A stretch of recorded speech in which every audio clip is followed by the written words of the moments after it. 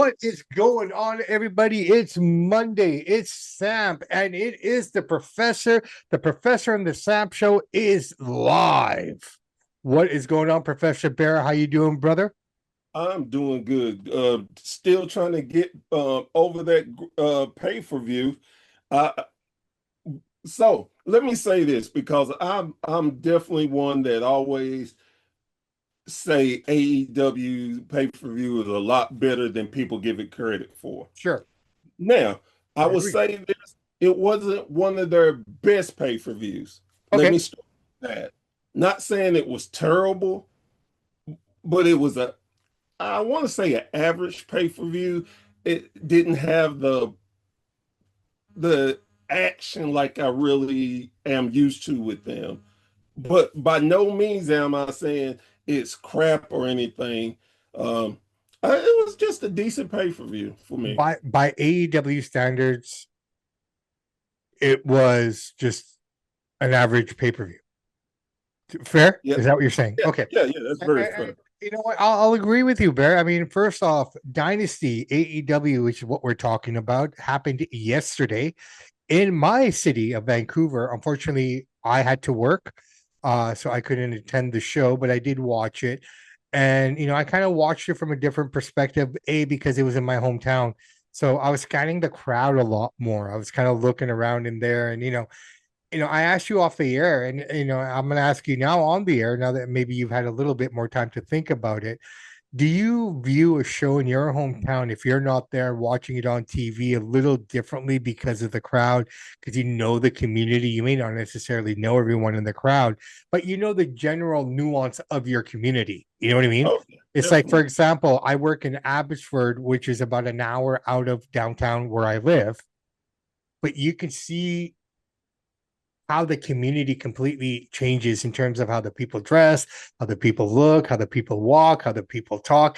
Like, it's an hour difference apart, same country, but you can really tell the difference of who's in the valley and who's in the city. You know what I Yeah, mean? I So, definitely get that. so one thing I will say, the girl that kissed Andrade, I'm willing to put my next two paychecks on it. She was a plant, Yeah, definitely. right? Because I did not see her in any crowd shots before that. Oh And yeah, she was standing by the lady in the pink jacket who had half her face painted like Darby Allin. yes, Okay. definitely saw her. So from that point onwards, I noticed in the beginning she wasn't there. Then she showed up during the match, but then after the match, it was some other girl with glasses sitting there. So Oh yeah, definitely. so it makes you wonder, like, okay, these girls have to be planted, right? Right, of course. Okay, just want to clarify that. Now, the show itself was really interesting. We got the return of Jericho. We had Edge and Christian on there. Their return big match as well, right? We had Kenny Omega. We had Kyle O'Reilly, local Vancouver boy. Watched him on the Indies. He made his return too. We have 4 Canadian big matches on this card. They did a very WWE thing, which I'm not mad about. I thought it was kind of interesting because 3 of those 4 matches did not go in the favor of the hometown crowd. And Tony's always been known to make the crowd happy. Now, I didn't expect all 4 of them to win, but I expected at least one. The one we got was the one that I didn't expect. Okay. Well, and what I found funny, um, when so just to give a little clarity, I actually watched Collision and saw where the dogs had won the trios titles, Yeah. and immediately I thought to myself, "Oh man, they about to drop it." I said, "There's no reason to throw the titles on them to have them be at the pay-per-view unless they're going to lose it." I was shocked that I was right, Well, really. do you think that because, okay, when I did Samp and Chance, when we broke down the show and did the predictions, we only had 4 matches to work with, 4 to 5 matches at that point, right? Right. Do you think it hurt them by putting matches together? Not even on Dynamite. Most of these, like this gauntlet match, this trio tag team match, came out of Collision, right? I- And put on the show. well, and see, And I didn't watch Collision, to be completely honest, because of work. right. So coming into the pay-per-view, I didn't know these matches were added on. And Right. based on some of the people that I talked to, the bathroom match of the show at the stadium was a gauntlet match. Interesting. Yeah. Because honestly, they worked their ass off on that gauntlet match. Oh, I for thought sure. they were two things about it that I really enjoyed. One, you didn't have any super heavy hitters in there. Hmm. It was mid card guys, and they got a chance to shine, which I always enjoy that because you have to let these mid carders get some momentum to be able to move to the next level. So I enjoyed that. Um, didn't expect Kevin Knight to win. Well, That caught me off guard. Well, I think it caught everyone off guard, and we talk about this on this show. We talk about it on the on our other shows that we do, across the board, and we always say that they need to give the mid card a chance, and this is the prime example of doing the right thing. It's a little painful to look at because who is, and I say this with all due respect, who's Kevin Knight? Is it But what? but that being said, now we're going to get to know who Kevin Knight is, and this is how we have to build talent, right? So I didn't have Right. any problem with it. The one match I did have a problem with, and I wish it went the other way, was Andrade against Darby Allin. I thought the wrong man won. I really did. And it's nothing against Darby Allin. I know we're going to Seattle next, which is an hour down the road. They're going to do a bunch of shows there. So I get it from that perspective. But man, how many more times do we see Darby Allin keep getting that push? Like they did it the right way there with Kevin Knight. I thought this should have been Andrade's moment to step it up, right? I mean, the Well, Don Callis family had a shitty night. They lost one of their guys, well, right? see, that's the thing too. They already been telling the story that he's leaving the Don Callis family. They've planted those seeds. Yeah, So I knew Darby was going to win. I had yeah, no reservations about that. yeah. So I'm okay with the win because it's feuding. I mean, it's fueling two different storylines.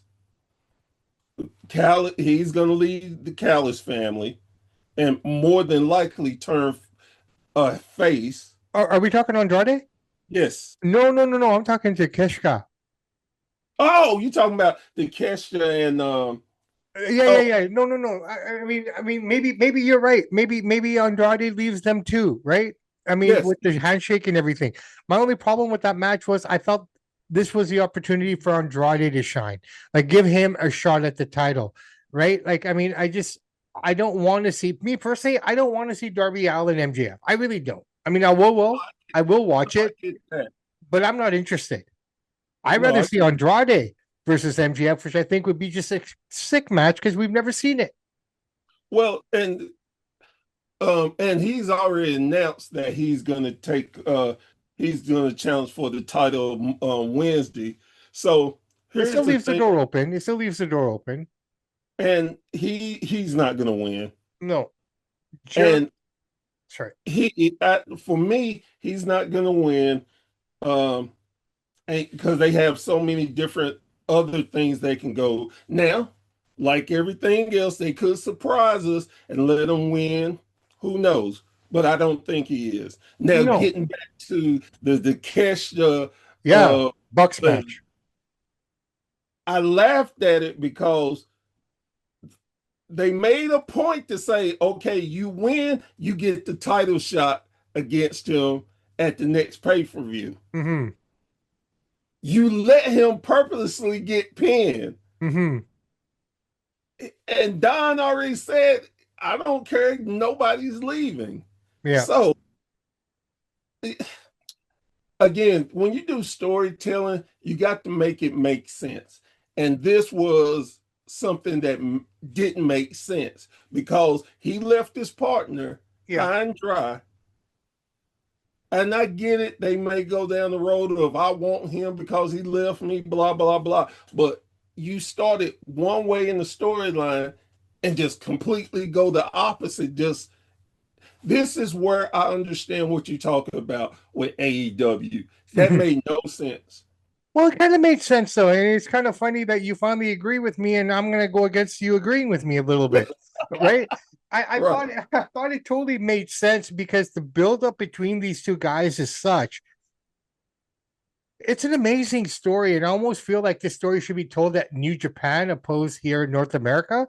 It'd be right. much more appreciated, and I think it would go a longer way, and both men would make a lot more money if this was actually happening in Japan opposed to here in North America. Because I think a lot of it's lost on people. Remember, Tasheshka was a young boy.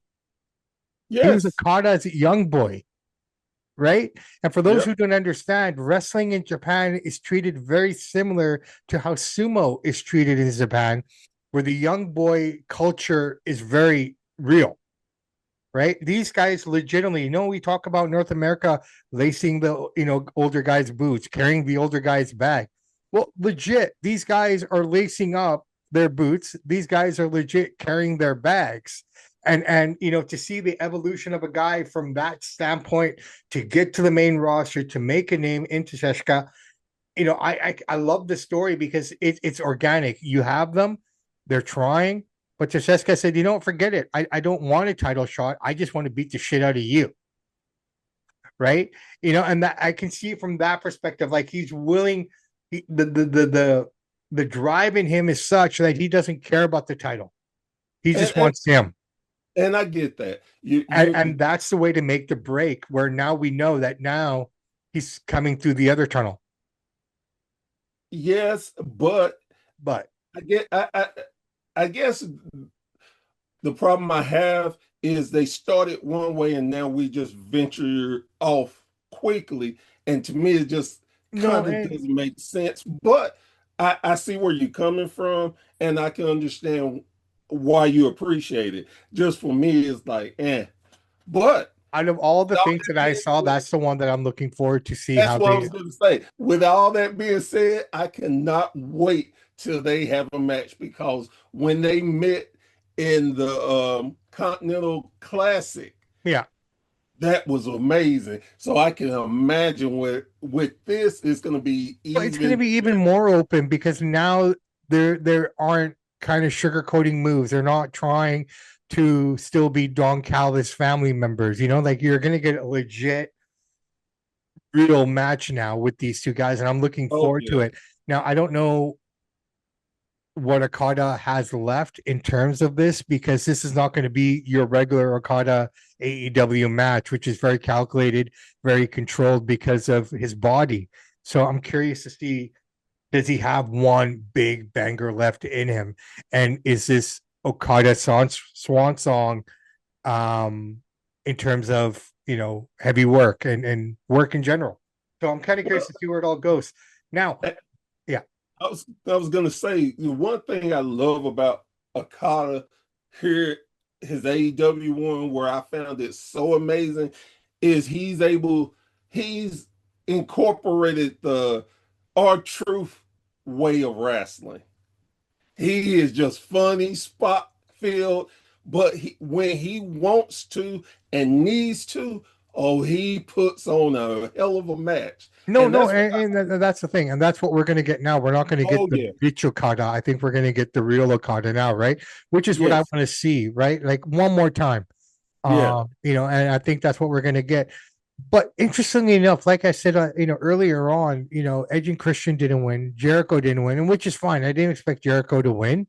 You got to keep Ricochet sorted. And one thing about Ricochet, they asked him in the press conference, Tony Khan, about the comments that he made, all this, disparaging things he's been saying. Yes, he's been dealt with, and whatnot. But my question then, and I wish I was there because I'd ask, well, what were the repercussions then? Because he just won on a pay-per-view, right? Like, I mean, where's the repercussion? Like, number one, he's the curtain. Well, I mean, I guess he got the number two spot, which was funny because Jericho made such a stink about being number two at WrestleMania with Owens, and here he is in his return match, and after 300, after a year basically, and he's the number two match again. So has he gotten softer, or is he just saying, "Fuck it, I'm just gonna go with the flow"? Honestly, I just think he said But it's go just the with little the things flow. that I Well, remember, right? The and little things. well, and here's the thing too. I would have been pissed too. because him and Owens' feud was massive, Yeah.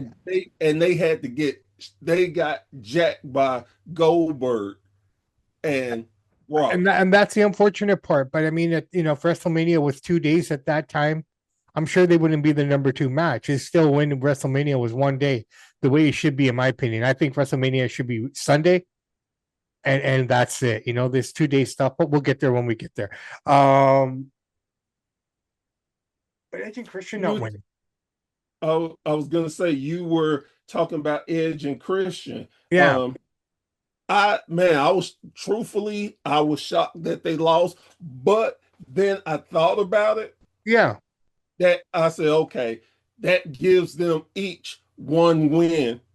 The team's one win, and Edge damn, Builds to the next show.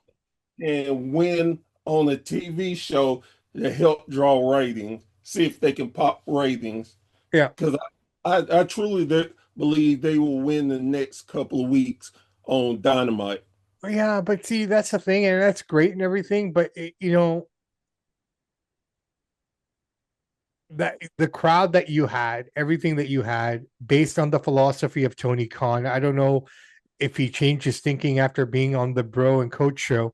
We'll talk about that in a couple minutes here.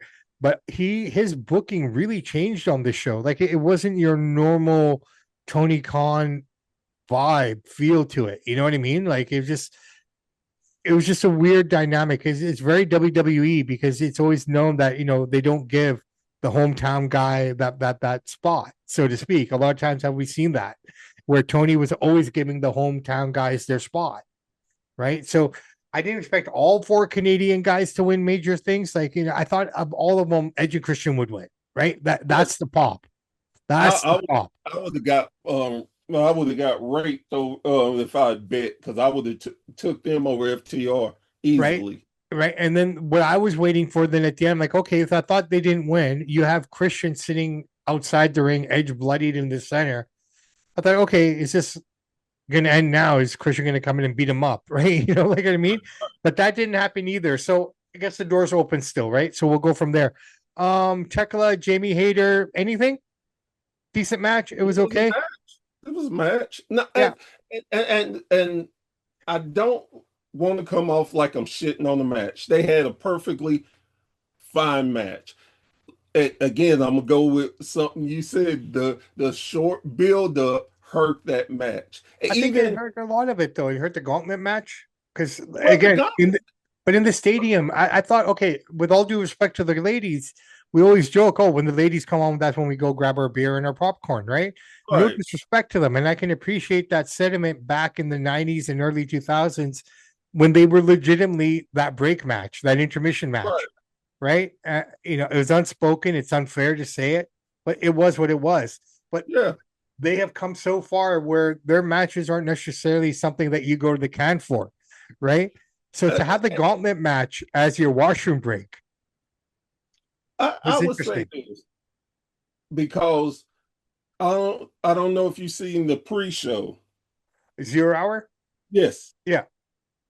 that the tag title match should have been on because they They put tore it on a up on the great tag. show. Yeah, they did. They Absolutely. they they made both sets of tag teams look legitimate, and So, I was very impressed with that, yeah, considering my world and I can't think of the other girl's name. They ever since they've been there, they just been getting squashed. Then they won a couple of them on Ring of Honors, but that made them look very strong. And I thought to myself, well, hell, it's not like they got a lot of tag teams. yeah. So, but yes, going back to it, I thought they should have reversed the roles. And again, no disrespect to Tech or uh, Amy. Jamie, but it was just it was okay. Yeah, no, And it's just all, and you're that right was the about the top tag team match. That tag team part. match was awesome. But Yes, the only problem was when those two girls came out, Maya World and her partner, with all due right. respect, I can't remember her name, but she was very, very pretty. Um, I thought they were local talent at first. I'm sorry, I really did because they're What? never on TV, and I don't get Ring of Honor here per se unless I really dig for it. And I'm not gonna lie, bro. I mean, the reality of it is, Bear, my time is limited in terms of how much I can consume. Um, Right. let me give you an example. So this weekend we had Tyson Fury versus Makudov at Tottenham Hotspur in England. Okay. I started watching boxing Saturday morning at 10 a.m. That ended at 3. That gave me basically a half an hour in between before TNA started. I didn't even look at Okay, TNA. but I put it on because it was right down the channel below me. Right, right. So I put it on. So I'm going into TNA. Then UFC starts from 10 a.m. to 10 p.m., 12 hour. If my wife is watching, I know because she's going to give me that look. I sat there for 12 hours with a notepad, writing notes on each fight. Like, hey, I'm enjoying it. Don't get me wrong, I'm not complaining. But I mean, Yeah, no, the I fact get of the it. matter is, it's like when you get a day like that, I'm not going to Google or YouTube Ring of Honor. No, I get it. Okay, so because of that, I apologize because I thought they were local girls, and I'm thinking, shit, What? which promotion are they from? I haven't Well, seen these ones. and here's the thing about it, though, where it doesn't make you wrong. They were local girls. And what happened, this That goes, makes me even look stupider. well, it goes back to the issue back when they had the former Tegan Knox and her girlfriend or wife. I'm not sure if they're married or not. But when they didn't want to do the job and they left, These two those teams. were the two women Yeah, who stepped up. yeah, yeah, yeah. And and they kept stepping up so But much, they saw the they got the opportunity. contract Yeah, yeah, with, no, for sure. Respect, and right? yeah, and that's the thing. Again, they they took a situation and made the most of it. And Absolutely. and on top of that, again, I say AEW don't have a lot of women tag teams. So now we got to get they don't have a lot of tag teams, and most of them are heels. Yeah, So now we got to take somebody and have them be able to go up, and then we're gonna have these Franken teams like they always love to do. But I, again, I and I'm when I say local, they're not local to Canada. My world is from Texas, and I yeah. can't remember the other where the other young lady's from. But with that being said, I enjoyed. They gave them a lot. They worked good, and it made me, like I said, I wish that match would have been on the pay-per-view so people could see how good they are. But Yeah. going back to Jamie and Tekla, if they would have had more storyline, if they had a chance to build it, maybe I've been more interested. But it is what it is. I don't know what they're gonna do now, who Tekla is gonna face. Um, Hyen. Her name is Hyen. Him, that's it. Hyan. Hyen. Yeah. So I think I had to look that up, man. She deserves the I props. knew it was an H, but I knew I was gonna try. I would pronounce it wrong, so I wasn't even gonna attempt it. Right, right, right. But again, that's the part of Tony Khan's booking style. We'll know 3 to 4 matches, and then the week of they'll throw six at us, and maybe it makes sense, maybe it don't. Most times they have good action. So No, they do. They do. Okay, so overall, you gave it about what, 7 out of 10? I I probably give it a 6 out of 10 Okay, out of I'm gonna give respect. it a 7 because it was local. I was kind of invested in terms of that sense. Um, Right. it was a good show. The chance was there. Oh, that's cool, cool, Yeah, cool. so I asked them straight up. I said, watching 4 hours at home opposed to 4 hours of being there, what's the difference? And the one thing he said was, and this is just from his own perspective, and I can appreciate it. He's ironically enough, how do you say this? There wasn't enough entertainment, Mm, mm. right? It's like it's silly to say that it was too much wrestling, but it felt like it was too much wrestling, Well, right? For the amount of time that and you're there, and the breakup in between is nice. The matches come, but there's no entertainment. right. No, and I get that. And I think that's part of the difference that I like about AEW. Don't get me wrong, I love entertainment. Yeah. I'm a pro wrestling guy. There you go.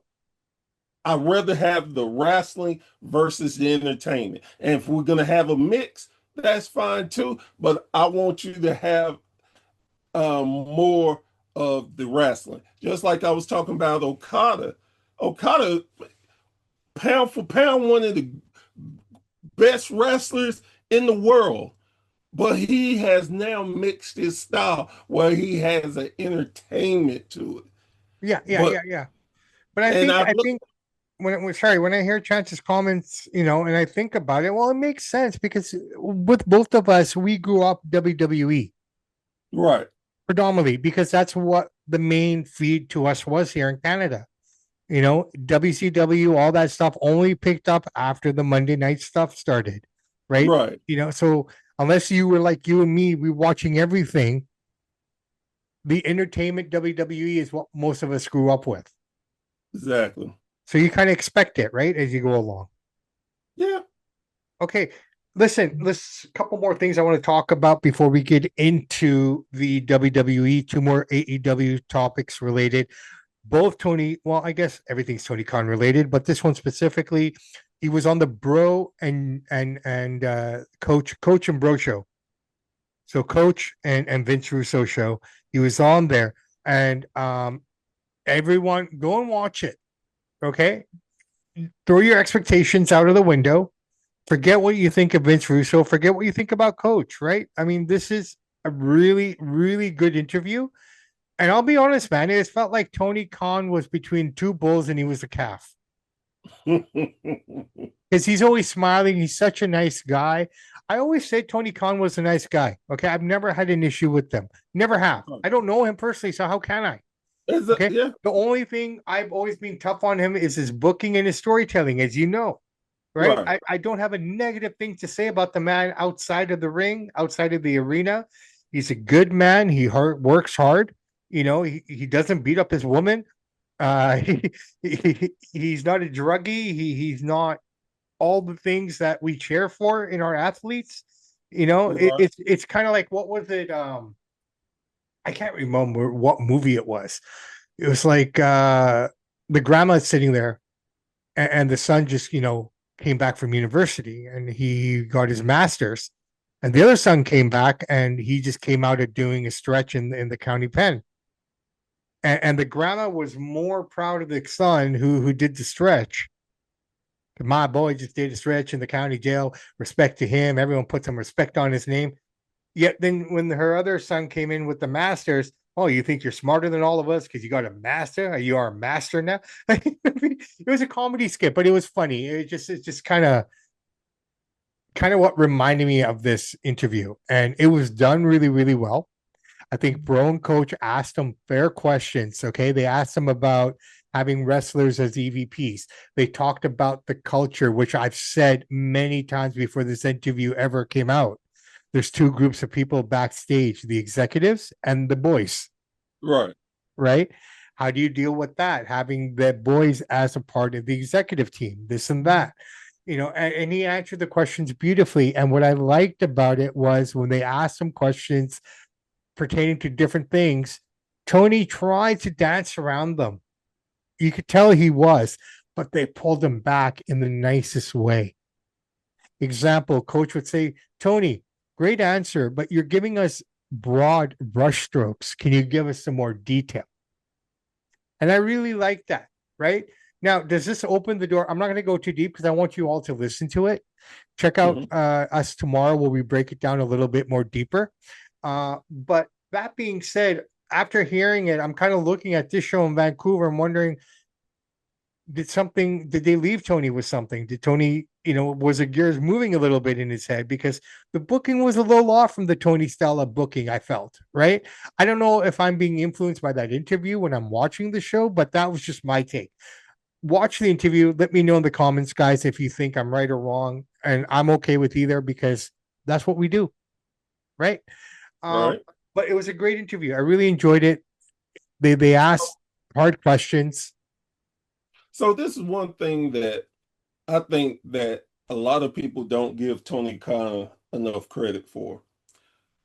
He he will take criticisms and deal with them.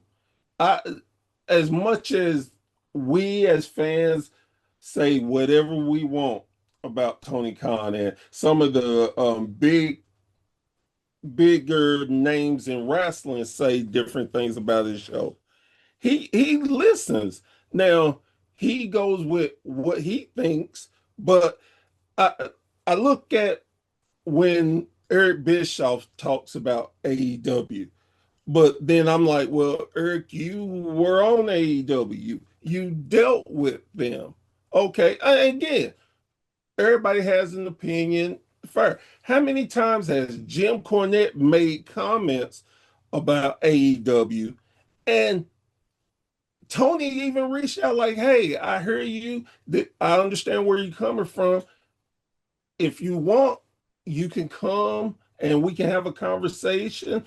But and I don't think people give Tony enough credit where he doesn't shy away from people's opinion. No, Now, and you're right, absolutely, Bear. And here's the thing: before I let you carry on, I just want to get this out there. It's just kind of, when you were saying what you were saying, the wheels started turning in my head. I don't know how that hamster has any energy, but he's spinning right now.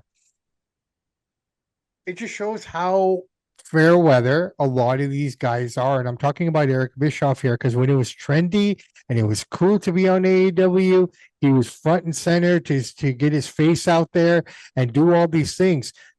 We shit on Vince Russo, but can we honestly admit? And I know you have your opinions on the man, right, okay, and I appreciate that, and that's what makes our democracy so great. Not so much these days, but generally speaking, right, right. foundations of our democracy is amazing. I see Eric Bischoff on AEW as clout. He's trying to get his name out there. Blah blah blah. It didn't work out. Oh, I went back to WWE. Vince has stood his ground for 30 plus years, man. You got to Yeah, respect the man for sticking by his values. yeah. And I don't fault him for that. And Completely off I topic. It's just well, something I no, want to throw out there. no. What you're saying is total. You're right. Um, and the thing is, with all of us, we have a way. We like what we like. It may be a certain things, certain ways, and you should be true to yourself. Absolutely. It's like the And guy who doesn't like tomato on his burger opposed to the guy who likes tomato on his burger. exactly. So that's fine. And of course, you're gonna you're not gonna please everybody. But You're look, not. the thing is, I get sometimes from people, oh, you're hard on this guy or you're hard on that guy. First thing I say, thanks for listening. I appreciate it. Yeah, But well, understand the only criticism, understand when we're hard on people, well, I don't know how that works. People. When we're hard on people, audience, it's completely from an analytical take. It's completely from the sport. It's nothing personal on the guy. Like I've said before, I think Tony Khan is an amazing man outside of the ring, and I'm sure he's really cool backstage too. What I criticize is the lack of storytelling, the making of matches on the fly, like. But then again, at $42 Canadian, how can you complain about that, right? I mean, and then the thing is what I like is everybody's doing different things, and it gives everybody yeah, uh a different thing. Like as much as the issue I have with Vince Russo, I'm glad that he's doing things with Juggalo Championship Wrestling They're up because 100%. there's a niche for it. It Yeah. needs, and now I see that he's working with Memphis Championship Wrestling, Yeah. which Yeah. is great. No, I it's don't good. have, again, like you said, most times, and for me, most times it's not personal. The only time, and I can really, the only time I took something personal was the Russo thing he said. And Against Stephanie. And I get that. And but I get no, that and this completely. is the thing I said too. I said, I know he's probably doing this because to get controversy. And I can understand that, but some things you don't want to touch in this day and time. It's too sensitive. Bro, You if you look at what's happening down there right now on your side of the line, what a shift. yeah. What a shift. And we're not a political show, but I mean, the biggest people that were supporting that man are now all against him. And I'm talking guys like Tucker Carlson, Candace Owens. And who would have ever thought that I would cheer for Alex? But see, and this Megan is Kelly. this is the thing.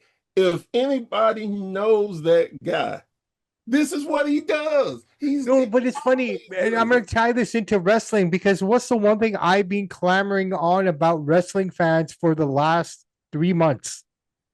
fickle. Fickle. Okay. And God bless Chance. A little bit of fickle in my brother too, only for the fact that he, wow, this was a great show. And it was probably a really cool show because you were there live, right? But now he loves Tony Khan after that interview and all these things. And I even said to him, like, dude, you're turning on a dime, bro, because you say fucking get mad at all these guys, right? But he was awesome about it because he said to me, but keep in mind, man, I mean, my opinion has changed. I'll still criticize them when they're doing stupid shit. And I said, as long as that's the case, that's fine, man. But it's funny listening to you talk because you just literally turned on a dime on Tony Khan. Like, no, And, I'm the odd man out calling all this shit out on him, and you're like, he's a great guy. Like, what the fuck? and Right? but like I've been saying too, we all are fickle. This is what we do as wrestling I never fans. thought that it would be that fickle on that landscape, considering those four names that I just threw out there. Yeah.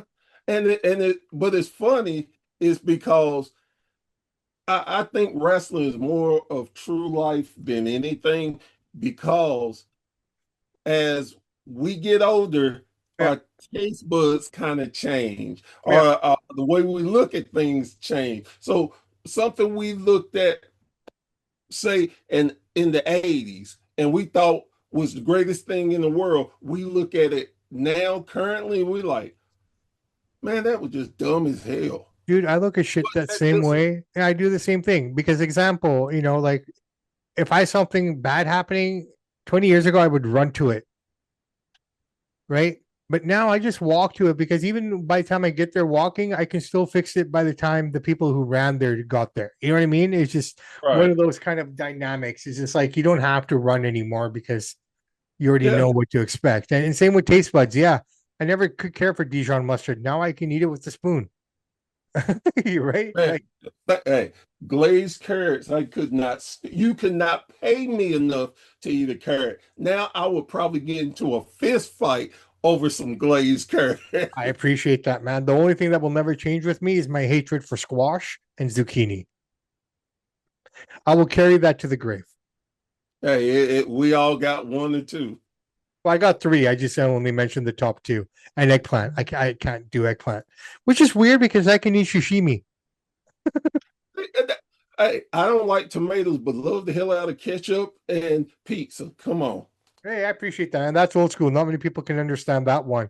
I Yeah. understand that one completely, man. That's takes a big man to admit that one in this day and age. But listen, we also last thing I want to touch on here before we move on to WWE. TNA pulls the plug on AEW and their partner. I don't know if it was a partnership or what kind of agreement they had, but TNA So talent no longer work with AEW talent on the indies. and I can tell you what it was. Okay. TNA were used to be set up very similar to AEW. Is you can do anything on the indie circuit, work with anybody you want, and it was no problem. Now, what it is, and this is just my opinion, I'm not 100%, but I think it's to the point that WWE is going to in a partnership and going to still buy them. And they do not want to have anything to do with AEW. And I think that came from the higher ups at WWE told TNA, TNA told their talent, and their talent's like, but we talked to you months ago and y'all said it was cool. Now you're gonna wait until the freaking last minute to pull me? Well, I Uh, mean, I don't know if that's done intentionally or not. I think it's something that they're probably working on. It's just the timing of it sucks. I get it. I hear what you're saying. But I mean, really, who should be surprised by this though, Bear? I've been saying it myself that this is, WWE developmental territory number 2 or 3, right? They got involved, they got TNA, now they got AAA. Those are all breeding grounds for the main show. Like, I mean, the performance center is still doing what they're doing, but they realize that you can bring people off the street and make them a wrestler, but you need people who have that wrestling in them. And that's why they have Evolve. That's why they have TNA. That's why they have AAA. Very similar to AEW setup. You have New Japan. You have CMLL. You have Ring of Honor. Yes, you own it, but you have your other entities that you can feed off of. right. Um, and it basically is what it is. And even from a WWE perspective as well, if you think about it, their talent is open to do a lot more outside of the WWE than ever before because Vince never allowed this shit. You Oh start yeah. with WWE, you're stuck with WWE, right? Now you got fucking Cody Rhodes playing the role of Guile in Street Fighter, and he didn't really need anyone's permission. He just told them, I'm going to do this. Roman Yeah. Reigns, same thing. 7 years ago, this could never have been possible, Oh right? no. So, it's just it's a trend around the board, right? So we got all that going on. So that's that. Let's see how that plays out. I don't know how much of an effect outside of the indie world that it will have on day-to-day operations of any of these companies. It affects them personally, individually. I get that. But I think most of it, and you being the indie guy, how much does this affect the indie scene? I think it's going to affect them a little bit because when you could get talent from um, bigger companies and could put on dream matches, that's how they were getting getting a lot of fans to show up at their shows, I Yeah. think. Now, is it going to kill them? No, but it's going to hurt where now there's no chance I could see these guys wrestle unless they get into the same company. I get that. I So, get that. But from the same perspective, we talk about it at the big league level, and I call AEW and WWE and New Japan and TNA, I guess they're the big leagues if you want to tier them, one, right. 2, 3, 4, and five. The 5, 6 big companies are always going to be there. And we always talk about the mid card. We always talk about the lower card, getting an opportunity to move up on an indie level, though, from your perspective, and I ask you this because you're involved in the indie scene, how does the indie talent feel about these big 5 company names coming in? Yes, it puts a little extra food on the table for everyone working, but the talent itself, do they feel slighted because it's an opportunity taken away from them to showcase themselves and potentially put themselves on the map? Because indie shows only run on the weekends, if not once a month, if not bi-monthly. So the opportunity to get out there is smaller, opposed to these guys at the 5, 6 that are on TV, that are on here, that and that. So does this open the door for some of this other talent to shine now?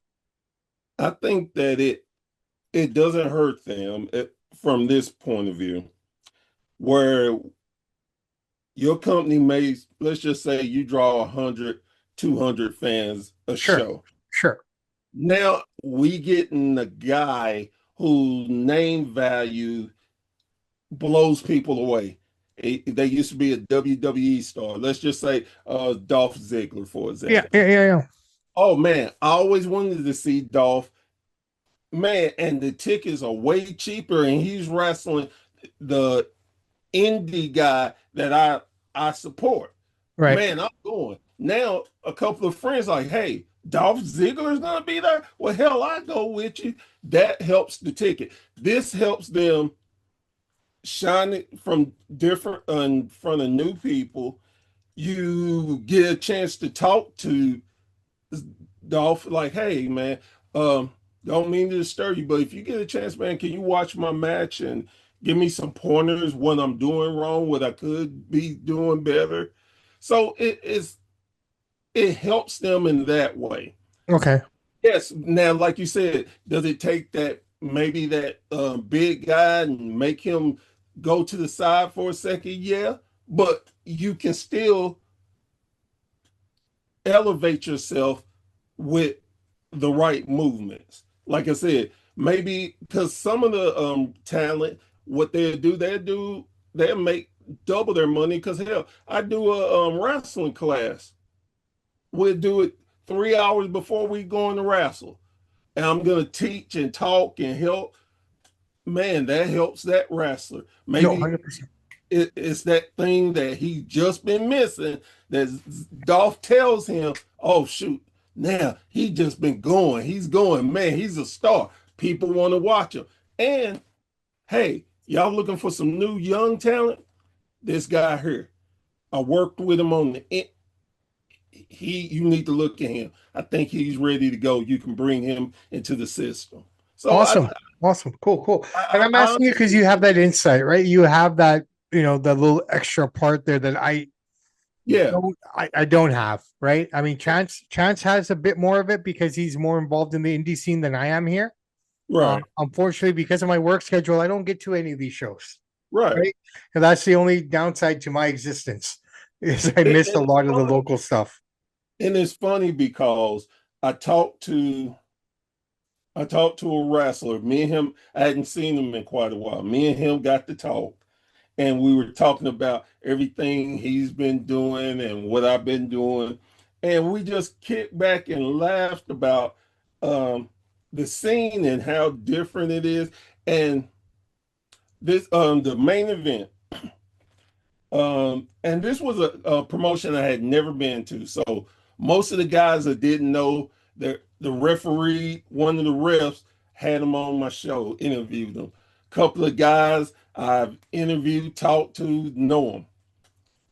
The main event was their league, the top guy, and he was taking on the challenger. Well, me being me, I look at things differently than a regular fan. Yeah. One of the first thing I noticed the way he was walking, and I'm like, damn, he's walking stiff. Wow, I wonder how many times he's done this. He looks nervous. So the match is going on, and everything just looks stiff. When he fell, it was like watching like a Three Stooges skit. It was that stiff of falling. The guy would hit him and he would do I'm like, Jesus. So one of their guys, ringside guy, happened to be standing beside me. And I said, hey, excuse me. No, how long has that guy been in the business?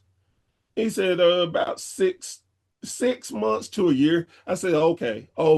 Yeah, I can tell. So after the show, the same guy I was talking to, he came up later and he's like, do you wrestle? I said, no. He's like, you really could tell he wasn't that. I said, yeah. I said, I could tell it. I said, he's stiff. Everything was stiff. I said, he was just, I said, he is nervous. I could Hmm. tell. And maybe y'all are rushing him too fast because woo, and no disrespect to him. It's not that I didn't like him. He had the look he had.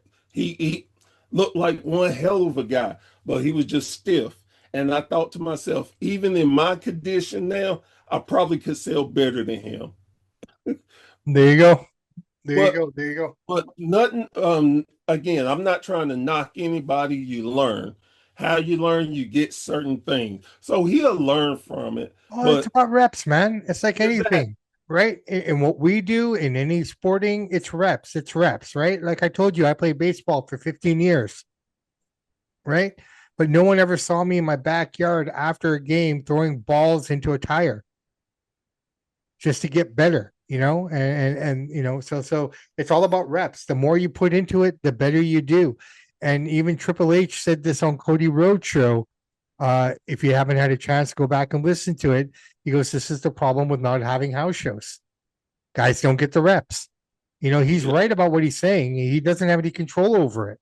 This is another example of Triple H not having the control that people think he has, right? He knows the value of the house show, and because it's not there, we're seeing it in the product. Speaking of WWE, are we done with AEW? yes, definitely. Okay, fantastic. Because, ladies and gentlemen, it is officially day one of WrestleMania week, the biggest show of the year. I don't care if you like WWE or hate them or not. You have to recognize this is the Super Bowl of professional wrestling, Yes, sports it is. entertainment, professional wrestling. This is the show. Okay. I don't care how big you are, I don't care how small you are. Every wrestler will maybe not say it now, not be open to say it, but everybody wants to be there one day. Wants to have that moment. That's the catalyst. Everybody wants to be attached. Everybody in the industry wants to be there one day. Hate them, love them, whatever. You want to go there. Okay. It's like if you eat, I don't know, what would you say is bigger, Denny or a IHOP? IHOP. Okay. So in the States, IHOP is bigger than Denny's. Okay. So WWE is IHOP, everyone else is Denny's. Yeah, a Okay. 100,000%. So much to the fact that they book around WW WrestleMania Well, that's schedule. it. So any As talent soon that as, tells you, as soon as they find out what city they're yeah, in, they're they're in. going, hey, They're let's going go see shifting. what we can rent. We got to Hell, get this how many town. Let's times, how go. many shows has AEW flipped because WWE was around the corner? Yep.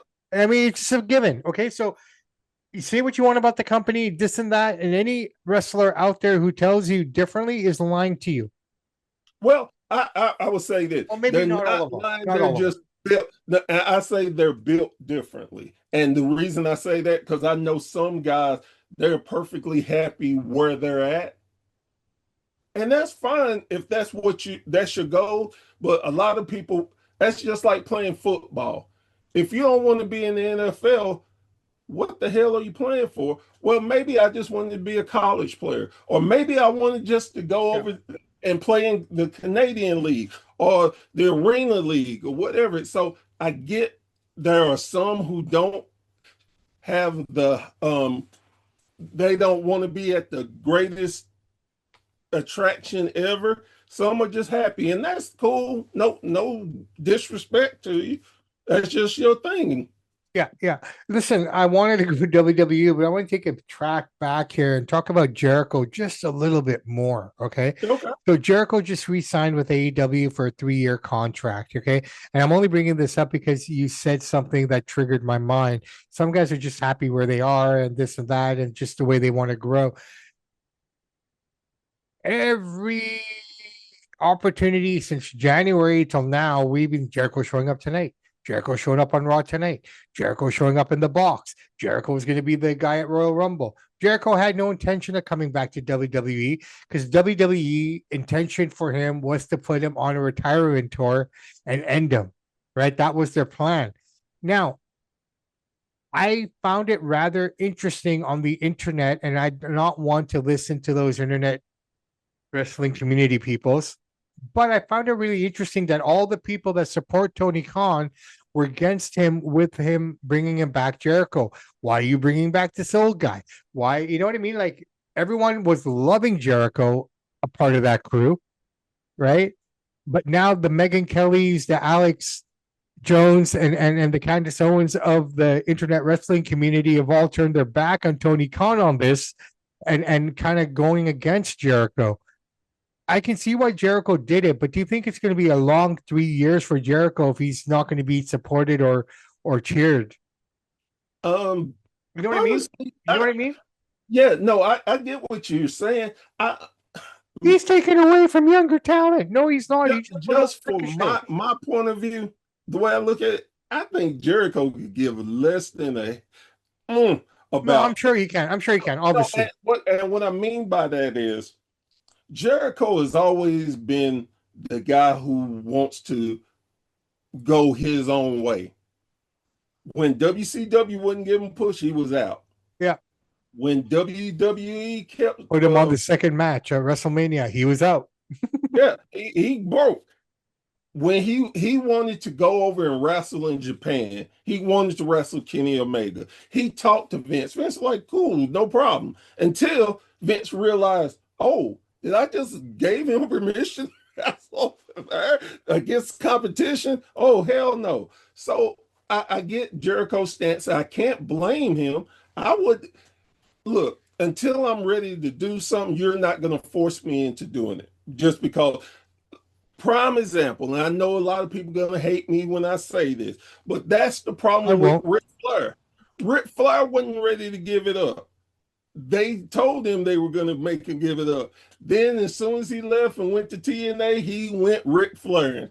Yeah, well, with all due So respect, I mean, at 51, Ric Flair looked good. Like I saw this. The only reason I'm bringing this up, and it's ironic, sometimes when you're whatever you're watching on YouTube ends and something else starts, like yeah, autoplay, and oh that yeah, happened to me. And it was the untold story of Shawn Michaels' return in 2002. Okay, and okay, it all started with the where he came back the first time and was part of the NWO, right, and it just shows you how from April 2002 to September 2002, how much the show changed, how the narrative and the storyline changed. I mean, the NWO was basically done within a couple months from that point. I totally yep, forgot about it. And I've watched every episode. Okay. So you and I have consumed so much wrestling where you go back in time and you're like, oh shit, that happened. Okay. yep, Right. You yep, totally forgot. Right. yep, I forgot that Booker T wasn't in the NWO. yep. And if there was ever an awkward racist moment in wrestling, that was it right there when he super kicked him, right? In hindsight, being an older man now, I looked at like, ooh, that's kind of cringe. It's kind of like watching Caligula when you're a little boy, and like, oh wow, this is awesome, right? But then you watch it, and like, this is kind of crappy porn. Right. But you know what I mean? It's just like when you're older, your eyes and the perspective changes. It's like all of a sudden that top shelf doesn't look that tall anymore Yes, as you yes. grow, right? Same kind of philosophy. It's like walking into your elementary school. You feel like a giant now, Oh man. right? Same kind of Ugh. thing here with this whole kind of scenario. So it's kind of interesting dynamics, man. Interesting dynamics. Okay, listen, we got to get onto the WWE. It is WrestleMania week. WrestleMania World is open to the world. Las Vegas. First thing I want to talk about, and I think it's the stupidest thing that I ever heard of before we get into the card. Pat McAfee walking out on Friday night. I'm the savior. I'm going to do great things for you guys. Okay. Till tonight, ladies and gentlemen, till the end of Raw or the beginning of Raw, I'm not sure. But if you buy your WrestleMania tickets, you're going to get them for 25% off. 25% off, ladies and gentlemen. Absolutely amazing. Now, did they take into account that if I knew this 4 months ago, I could have bought an airline ticket for half the price?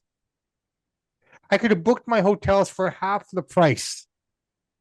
I could have made arrangements for half the price that I have to pay now because it's such short notice to get my 25% off ticket for WrestleMania. Well, Now, hold on, and hold on. There's a part B. There's a part B. okay. What about the people who paid full price? You got about 40,000 and 60,000 people who are sitting there paying full price for the ticket. Now the rest of the company, the rest of 40% or 60% that's left to fill up the stadiums are going to get the discounted ticket. Who who's going to show up, dude? What kind of silly nonsense is this? Fuck So, you. a couple of things. One, have you ever, and I mean from the beginning of WrestleMania to now, have you ever heard or seen WWE do discount tickets for effing WrestleMania. Well, I That can officially say this is the first WrestleMania without Vince now. this is such a slap in the face. But dude, isn't So it clearly that indicate to you this truly, okay? is a Because I slap in the believe Vince was involved in every WrestleMania until they found all the text messages. I believe this is actually the first WrestleMania that Vince isn't a part of. no, I disagree there. Okay, okay. I'm just throwing it out there because of what you said. Because this would never have happened on Vince's watch. I'm sorry, I Yeah, sound like a I broken mean, record yes, because he would and I never have agree made the tickets this expensive. exactly. And here's my feel on it. You're doing 25%. Like you said, okay, yeah, I get the WrestleMania tickets for 25% less, but hell, all that's gonna go to travel because the traveling is higher. The hotels are Well, higher. look, it's a given, bro. Like, okay, listen, if I decide to come visit you in Tennessee, okay, Right, if I say to you, hey, listen, what's a good time? January or sorry, July, August would be great. Perfect. It's April. That gives me enough time. I can buy a ticket to Memphis and then get a connector flight wherever I have to go, whatever the case is be. right, Okay. For $400, say, hypothetically. right. But if you say to me, Samp, I need you down here this weekend. Now, if we're dealing with a garbage bag and a shovel, I won't even question it. I'll be there. But Right, if it's just you saying, hey, come down, I'm having a cookout. right, Okay. You're gonna try you're gonna try Mama Bear's, ribs. Pull right. off the bone, right? I'm like, shit, I'm down.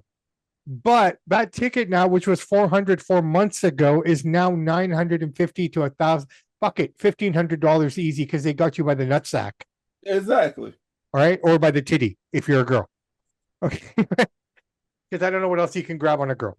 Right. Um, so you got that situation. So and then your hotel, I could have booked the MGM Grand in April for $200 a night. But guess what? Because I know it's a necessity, they can charge me $800 a night. So where are the savings? I didn't think about this at all, man. And then And then okay, they start to blame, and then they put it under the Ram trucks is going to do this for you. Fuck you. so that in itself is irritating enough. Now, hey, we're gonna just take everything that's real, we're gonna add it to the storyline. First off, I don't have who a the problem with that. I actually don't have a problem. no, what here's my problem with it. You adding all this people to it. We got Lil Yachty, we got I Speed, we got Pat McAfee. It's like I don't give a flying fuck about none of them. No, They don't. I get it. But the other two guys are more involved in storylines where McAfee's more showing his true colors of a TKO. Ari Emanuel is my agent guy. Okay. And that's a Even with perspective. that, But there's even some of with the that, components here. Who's the man behind McAfee that's telling everybody not to touch him? He can't do that. That's the story. But because of what's going on with the McAfee, and it's a double angle that he's going at here, man. He's a part of the Orton Cody feud, but the shots he's taken at Punk seems to be more relevant in the storyline overall in terms of the big picture. Now, that being said, are you ready? yes. Let's do it, man. Because I think we gave AEW majority of our time, which is amazing. And it's rare, right? I'm looking out the Oh, window definitely. and I'm seeing if it's a full moon and shit. And and I'm actually looking down to see if anything's frozen over. But no, it's just a rainy day in Vancouver. It's beautiful. But that being said, let's get into WrestleMania. We have 2 nights to break down. We're gonna go through this fast and furious. We'll give it more attention when we come back next week. If we're smiling, we know it was good. If we look disheveled, well, It was a that's that. WWE Now show. remember the first 2 matches on night one are going to be live on ESPN. Wow, that's really good. So the question is, are these going to be the two matches? Because I'm kind of looking at the card. Okay. I don't Mhm. know the running order per se. Some of it I already know off the top of my head from what they've said on the shows. Right. Logan Paul, Austin Theory versus the I know Show Speed versus the Usos, LA Knight. No title on the line. What do you think? I think this is going to be one of those matches that they're going to show on ESPN, because of the speed factor and because of the Logan factor, because they have more reach outside of the wrestling world. And if people see them, this might gravitate them. And Uh, quite frankly, this might be a better showcase for Logan and those guys because it's got a greater reach. yeah, they announced that they are going to be on the first hour Okay, on okay, Saturday, okay. So which is fine. I think I have no problem with that. yeah, so I'm looking at this match. You know what? I want Logan and Austin to stay strong. So I'm going to predict them to win this match over those three guys, with ISO somehow being the catalyst to the victory. You know what I mean? Like, he's not going to have a huge role, obviously, but whatever Right. role he plays, it's going to allow Logan and Logan and Austin to win. Yeah, they're going to give it to the Usos and LA Knight, so Okay. them crying about LA Knight. Okay. Well, the second match, I believe that's going to be televised live to everyone. And ironically enough, the most brutal of all the matches, which is weird because if you're putting this on a national front, and I'm talking Jacob Fatu versus Drew McIntyre, I'm really, really looking forward to this because and it just makes me feel sad because I call it like it's old time wrestling from the 90s. To even say that hurts me, bro.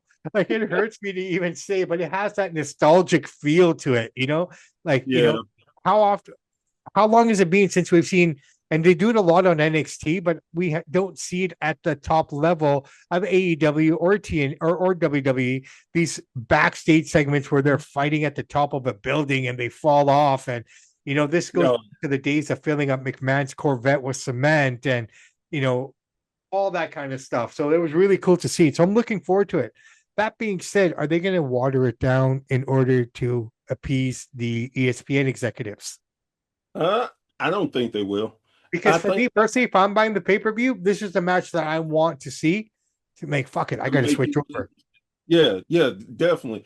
Oh man, this was so great. I Yeah, have to see the other. So I I'm think having that more expectations for that match than the Logan match. I'm not yes, saying I don't, but this is the one that I think 100%. will justify who's going to switch over and buy the pay per view or subscribe Yes, to ESPN Plus. I don't know, right? yeah, Like, definitely. I agree with you, and we both know Jacob is going to win this one.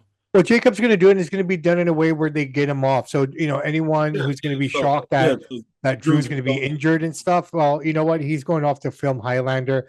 And I think it's a exactly. loss because I think one of the best things that I enjoy tuning into is Drew McIntyre. So here's the opportunity for some younger talent to step up after WrestleMania and grab it because Drew's leaving a big door open. It's not a little door. It's not a wrong killings or truth door. This is a big door that's going to be open for someone to step up if they're willing to do it. Yes, agree. As if I'm just looking outside of what's after this weekend, right? Right. Because most casual fans after this weekend, they don't come back till next April. Oh yeah. I got to come back next. We come back on Monday night, Yep. right? So okay, let's go through the rest of this card really quick, okay? And in no particular order, Cody Rhodes versus Randy Orton with Pat McAfee in the corner. That being said, after tonight's Go Home Raw, will we find out who the third man is? If there is, if I can say it like that, I am going Randy Orton, man. I'm going Cody. Okay. Okay. I'm going to go Randy only for the fact that it just makes sense. I think Cody will look better as a chaser. Secondly, I think if we want to open the door for a turn, this would be the perfect catalyst to do it, right? This could actually do something. Obviously, there's going to be run ins, there's going to be interference. This is not going to be a clean match by any way. So, my curiosity is who's going to run in to turn on Cody again? Right. If everyone turns on Cody, could it be Sammy? That part's in there too. I'm just throwing out different angles here, right? But I Right. think I think Orton wins because I think a heel champion works better Yeah, with they definitely need it. right. They need it right now because right now, basically, on both brands, you got two face champions. One has to go. Yep. And I think based on everything we're seeing, and I told you, remember, we'll talk about this later, and we will when we get there. But I think the Punk match might have a different outcome than a lot of people might believe. Okay. Okay, so we'll get there when we get there. Stephanie Becerra, Liv Morgan, really slow build to start. But man, I'm looking forward to this match. It's like I said to you guys on the show a few weeks ago when we didn't have everything. I said, I'm looking forward to every match. I think everything's going to bring some sort of value in some form or shape. And I'm really looking forward to this one because I think Liv's going to win, but we see Raquel turning. Uh, I agree with you. I definitely see, and for a while I wasn't thinking Liv to win, but now I think she will. I think it'll give her and Raquel a good something to feud A over. foundation to work off Yeah, of. And I think it's coming because Raquel's already showing the signs. yeah. You don't, even in her heelish kind of pseudo way, she's still slapping hands. She's becoming more friendly, right? She's walking closer to that side of the guardrail as she's coming down to the ring. Whereas Oh yeah, before she was right in the middle where no one could touch you. So something's happening here. The only way I could see Stephanie winning, and this might be the way it goes, right? Like how many times has Liv cost Raquel yeah. leading into this match? And So then you could got Stephanie technically win with a Liv getting what? screwed over by Raquel? And we can't forget about Roxanne Perez. And So she's back too, right? yeah, so So yeah, you could almost see them turning because I see that relationship between the shorties getting stronger and Raquel kind of being the third person out. Oh, can you step away as she did on Raw? I need to talk to her alone. yep, When did she ever do that before with Raquel? yep. So it's interesting. It could go either way, but I still say Liv wins. But I wouldn't be surprised if Stephanie wins by the method I just said. Okay. I Okay, yeah. here we go. Seth Rollins versus Gunther. Probably the best wrestling match of the night with the smallest build. But I like the seeds that were planted on Monday Night Raw. The explanation, I'll work with it. It's okay. It is what it is based on what it is. But the story isn't Seth versus Gunther. The story will be Gunther's request to Paul Heyman. And that request is going to be Brock Lesnar for SummerSlam. Yes, So the yes. seeds have already been planted. Everyone talking about shitty writing, this and that. They're not, I think they know what they're doing. That I say this. I won't say they know what they're doing. I say they lucked up into something with this. Because if they tell me they had this planned all along, I tell them bullshit. No, they didn't have it planned long because I mean the two guys are supposed to be fighting, and ironically enough, why would you bring back Ray and put him in the Intercontinental match when you know he was supposed to fight Gunther? You could have Exactly. picked that up right away. So obviously they didn't want that match. Yeah, they chose to go different way. Again, I get it. Should have I kept him off TV till after Mania, then because the basement dwellers are probably already eating it up. or and this could be Ray's last WrestleMania, and they want to get him to let him have a good one. Hey, have a good one, but I don't think he deserves the title, though. I mean, Oh I no, mean, no, no, no. I definitely don't think he's winning, but okay, I just think a good I match. say Gunther wins. It's a tough one. I damn. It's a tough one. I don't think Yeah, Seth it is. needs it because Seth has 4 or 5 stories that he's already I, I, going I, into. I honestly think you need Gunther to win, I think in my opinion, and the loss for Seth is not going to hurt him. no. But the way you beat him is very simple because Braun's ready. Okay, how do you put over Gunther without hurting Seth? You have Braun come in and spear him and interfere. Yeah, Okay, that's how you get him out of there. Now you've opened the door for Gunther. He quietly goes about his business. He's got Seth under on his resume. Now you're going to ask for your favor, and you want Brock Lesnar. who just lost to Obafemi for SummerSlam. I know we haven't gone tonight too. I've already given you my prediction for that one. But I think Gunther goes over because again, Seth has all that vision shit to deal with. So Exactly. there's no story that he's, holding out for. We already know where he's going. Okay. True. And Braun will be better and ready to go. And they did the right thing by him. He can come out, do that spear, get it going. When the new year starts in the wrestling world, which is the day after WrestleMania, we got that story going. Right. I can, Okay. I All can, right. I, So to make it fair to have husband and wife working both nights on the same night so they can have the night off together and enjoy it with their little daughter. So we got AJ Lee versus Becky Lynch for the Women's Intercontinental Championship. I don't know. I really don't know. I mean, it doesn't value for me personally. AJ being champion or Becky being a champion at this point doesn't really bring any value to me. Um, the amount that AJ has been on the show, the amount that she's around, if she wins, does she come back full time? Will she be more active? Or is she going to be a part time intercontinental champion? You know what I mean? So I almost feel that we put it back on Becky. And I'm going to go uh, Becky Lynch. I, I actually can see AJ retaining, and they put over, and AJ puts over a young girl. Excuse See me, a that too? young. Absolutely. Absolutely. But I think Becky can do the same thing. Yeah. So I think I'm gonna go AJ. Okay, I'm going to go Becky. All right. So I will have to go back and write these all down because I haven't written shit. All right. WWE Women's Tag Team Championship Fatal 4A. Jax, Legend are your champions against Flair and Bliss versus Bailey, Lyra, and the Bella Twins. If the Bella twins are able to do it, because it's depending on I think not Brie, but the other one. Nikki, If if Nikki is healthy enough, I think they would give her the title. Well, damn. I I think sorry, go ahead. no, honestly, I can see Jackson Legend retaining and then letting the Bella twins get a nostalgic run Sure. at Backlash.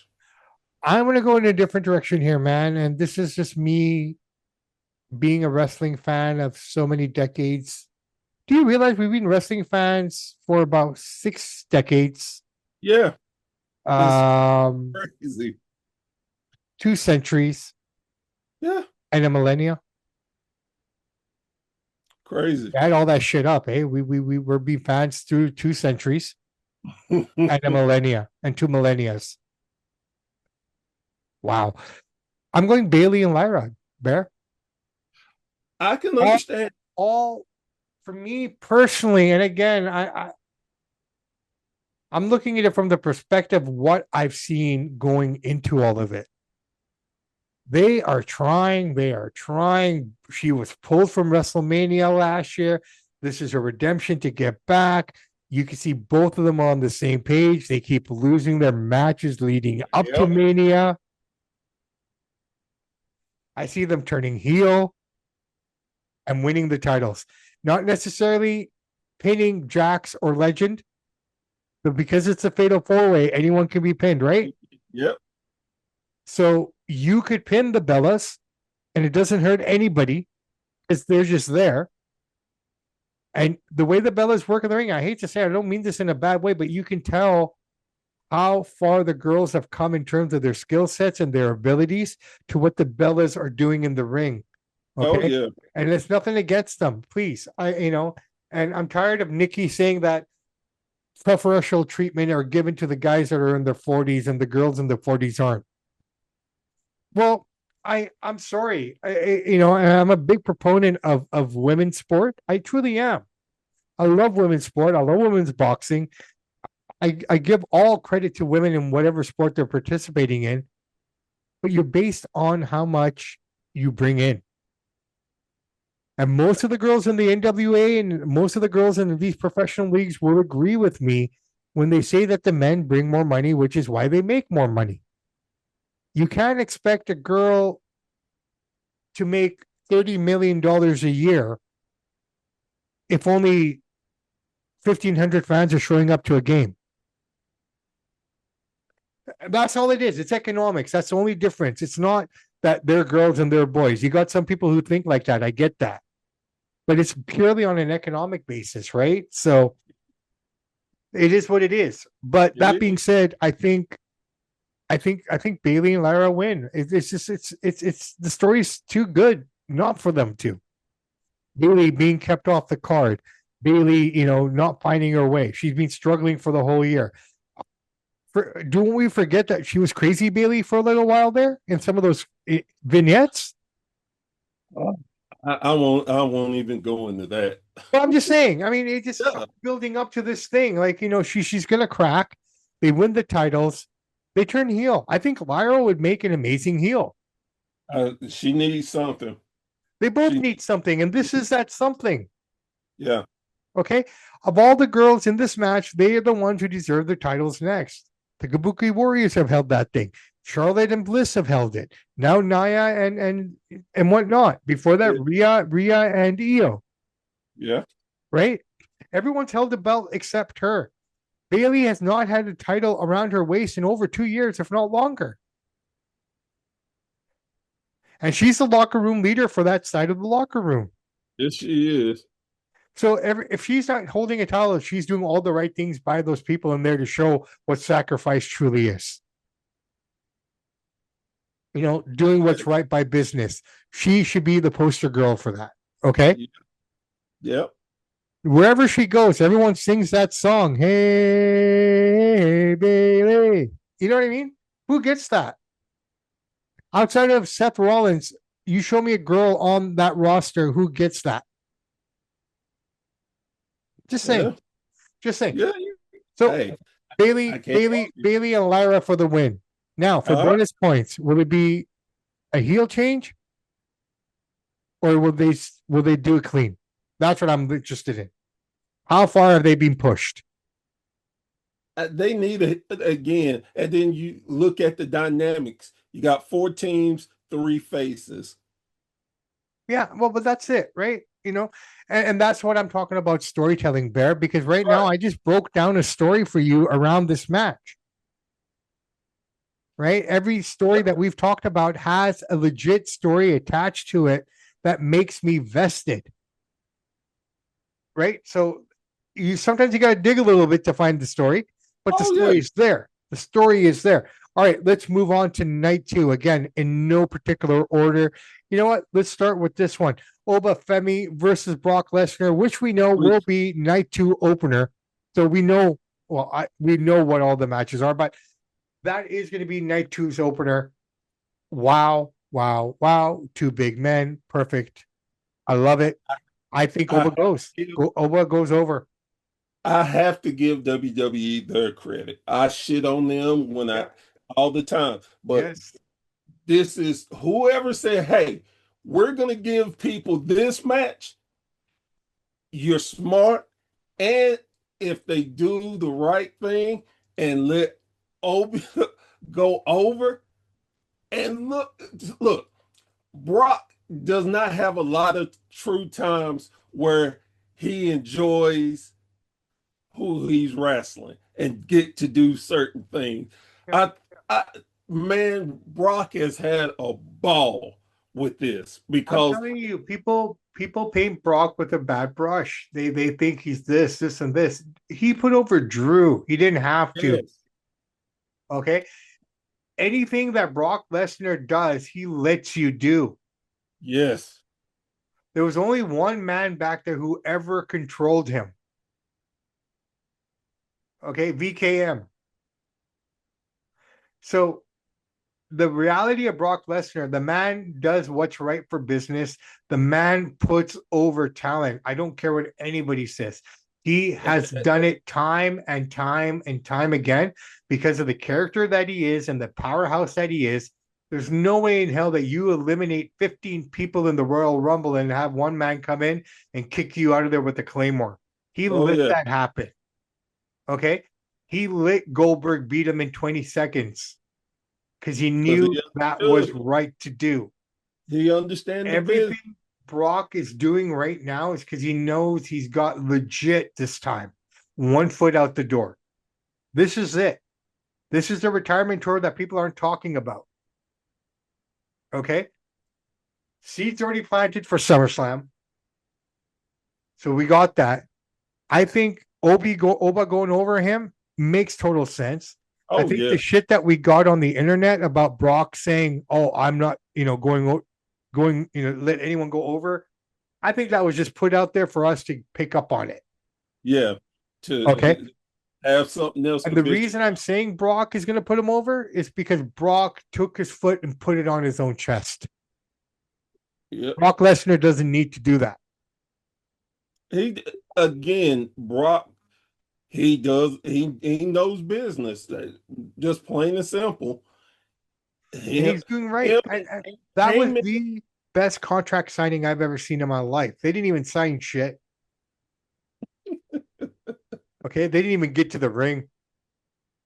That's what I loved about this feud. It was just brutality and just malice. I love it. That again, old school wrestling, 90s wrestling. Come on, man. Are we that old there? Are we that old that I'm calling 90s nostalgic? Shit, you said 90s. I'm thinking early 80s, late 70s. But bro, if I go back, then that's a golden age of wrestling now, right? Right. Right? Like, I mean, what would be the 50s, 60s then with the grandfather wrestling? Like, I don't even know what to call it then, right? Ancient wrestling? Right. Like when I turn on the radio and I'm listening to Rock 101 FM, which was, classic rock. When I listened to it, it was Zeppelin, it was Floyd, it was the Stones, it was all these bands. Now I turn it on, it's bloody hell. It's 90s Metallica, it's 90s this, it's 90s. I'm like, no, that's not classic. How can that be classic?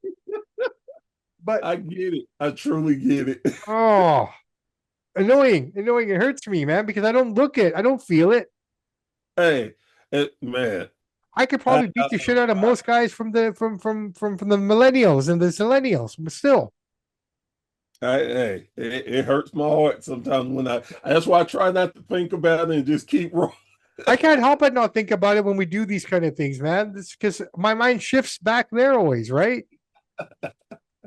Like I legitimately feel like that old guy sitting on the porch now. When my knee feels wobbly, it's gonna rain. You know, Look, I embrace it. no, I I embraced it too.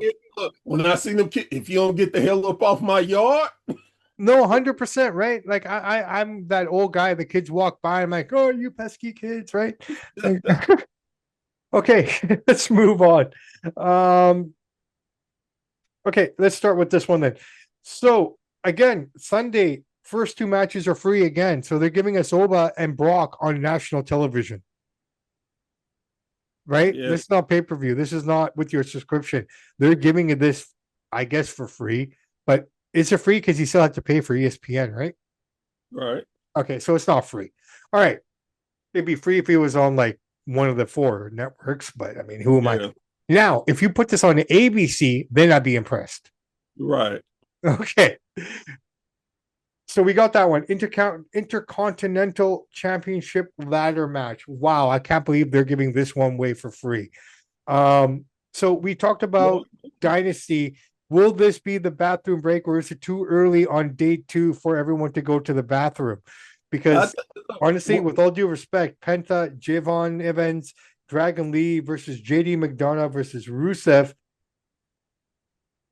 versus Rey Mysterio. 2 bad guys, 4 good guys, 3 masks, this is definitely not a and their bathroom. brother. When you have a ladder match, you are foolish if you get up to go to the bathroom or go to this. This is the type of stuff you pay for. I It's the appreciate that, but look, I think adding Paul there's 2 Evans, names. There's 2 names in there that would deter people away. period. He is going to pull out some new Kofi Kingston types move. Yes, this is going to be great. I see Penta retaining, Well, he but has to. I mean, the only guy that I legitimately justify him winning would be Javon. I mean, based on the rocket they put on the kid, right? He would Yeah. be the one that I would pick outside of Penta, which I'm not. I am picking Penta. What hurts this match, and I hate to say this, and I have nothing against these two dudes, but JD McDonough and Rusev just make no sense. Now I would say this about JD. Okay, I have seen JD in a ladder match before. sure, but he makes sense. Okay, Right, right. And I get what you're saying, but and Rusev is because they needed a body. Again, don't I look, I still holler Rusev Day. I love Rusev, but ever since he's came back to the WWE, it's been crap. I know what Rusev's next feud should be. By the way, What's that? Rusev versus Alistair Black. No, I want the push. No, I get the push. The dudes who came back together and fighting over who gets the push. I got my wife. Where's your wife? Right? There you go. You have a storyline right built in there. And you know what? If you look at both their wives, they're evenly matched. Well, no, I would say that because Selena Vega, I remember seeing Selena. I'm talking about how fragile they look. Obviously, Selena could probably kick the shit out of Yes, out of Rusev's wife. I know she can, right? I mean, her husband is a martial artist. I'm sure she's trained. Oh She's yeah, got some background. She's a little waif, but she can probably fight like a. All right, who wins? No, look, you can put them together and be the king of the catering. See, exactly. Right? Catering match. Who can eat the most? Right? But no I mean, disrespect to either one of them because they could kick my ass. But there you go. There you go. Penta wins. Yeah. Yeah, Penta. Okay. So we got Oba, we got Penta done. Let's move on to the match that I will probably go to the. Well, I don't want to go to the bathroom for because I really, really dig those lemon pepper steppers. But I'm talking Sami Zayn versus Trick Williams. I Trick is gonna win this. I hope he does. I'm against Sammy now. Like I not the character Sammy, not the man Sammy. Let me ask you this. Let me ask you this because I saw it. I kind of saw SmackDown, but here's the question: everybody is starting to boo Sammy again, and Sammy hasn't did anything wrong except No, but he has though. That's the thing, and that's the question. So let me explain it to you from the way I've been watching it. You look at Sammy and the stuff that he's doing is very similar to how Seth turned heel when he came back, said, "I'm the savior. I'm here to help you all," and he was still a good guy, but that rambunctious kind of, yay kind of feeling, rubs people the wrong way, right? And that's exactly what Sammy's done through all this. Nobody wanted Sammy to win, but Sammy's selling it in such a way where he's even saying to the crowd, I see where this is going. Like, you know what I mean? Like he's making himself not be liked, and he's doing a great job of it. I love his character work in it because he's embracing the bad guy by trying to be a good guy, saying, I'm just trying to do this for you, right? Like trying to get that sympathy, which he's been doing for so long, right? And we're seeing a double turn here. We're seeing the double turn. They damn did a good job of screwing Mello and making it Sammy's fault. Well, I think Mello and Trick have a program. Oh yeah, right? definitely. And based on their history and everything, and this is why I tell people to watch NXT, is really good. Like I really enjoy NXT. I told you before, like there's so much that we consume. I can leave NXT off my programming list. I can do it. It doesn't hurt me. I can go back and watch it, but I enjoy the show. Now, is it because I've been watching it since Black and Gold? I can't stop now. You know what I mean? It's just one of those kind of things. Yeah. It's just, I enjoy the program, and a lot of what we see today is based on a lot of what happened down there.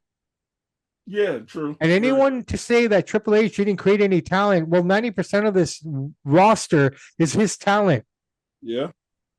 Fair? Fair. Take out Seth, take out Roman, take out Brock, and they're huge names. I can see people salivating. Yeah, he just took out their biggest names. Yes, I did. But that's all that's left of that era. Charlotte, Becky, um, Well, Charlotte, Bailey, Becky, Bailey, Lyra, all of them came from Jay. Hunter. I mean, damn, I was about to call it Jay Cargill. Oh God, I can't believe my mind Rhea, went on the Rhea, Rhea, Rhea and who was Io, out, been out for a year. who's been out for a year. Supposed to be taken. It should have been her and Oh, Jay. Belair, Bianca. Yeah, yeah. Thank you, Yeah, yeah. They're all. Speaking of which, Bianca. Jordan Grace has just finally returned. She's been off Yeah, for saw a while that. too. Yeah, saw that. Very quietly, they removed her too, right? It's how quickly we forget who's there. Yeah, Okay, so yeah, come on, people. Triple H is giving 90% of that card is all Triple H's work. The people coming up now are Shawn Michaels people. But all the established stars on Raw and SmackDown came from Hunter and his time at NXT. Let's see. Just saying. Okay. Outside of the three names that we said, who's from the old regime? yeah. That's all I got to say. All Hey, right. okay. Let us move on. And we talked about this one. I'm actually looking forward to this one because the Demon is coming back. The Demon Finn Balor versus Dominic Mysterio. I would have been more happy if they wouldn't announce the demon coming back. I think that would have been a better surprise. But What sucks is I already knew the Demon was coming. oh, I did. I mean, I I know, did. I know, I know, I know. We all knew, but announcing it, I get it. I get it. Here's what I Yeah. like about it, if I may very quickly. What I love about this story is the father-son story that we didn't well, we kind of got with Ray and Dom, but this is so much more fitting because he took him under his wing. Oh, yeah. Right? Where Dom brought him in and Dom had him, and he was probably sheltering him a little bit, but then when he made the break from Daddy, he became a bad guy. Then he went into the trenches with some real bad guys, and Dom taking that fatherly role, saying, "I created you." Right? I love that. That story is really good. It's probably better than Dom versus Ray, personally. It's definitely going to be a good match. Yeah. I'll be glad when this is over, so to see what they're going to do with Finn. Well, Finn, he's ready. I mean, he's kind of been in limbo. Let's move him up. If we Let's get another world title run. well, let's Jesus. do it. Let's see what happens here. Okay. Well, once we know what's going on, we'll have a clearer picture. But Especially, that world title might be a little further away than we might expect for Finn Balor based on as this night goes on. That being said, I'm gonna give it to Finn. yeah, definitely up. Love Dom, but Finn definitely going to win this. And it doesn't hurt Dom. It doesn't hurt Dom at all. This is a redemption match. Yeah, Okay, this is a redemption match that Edge never got. This is a redemption match that Rhea never got. This is a redemption match that Priest. Damian never got. Right? If you think about it, the Judgment Day, if I guess the only original member, if you even want to call it that, is Dom now.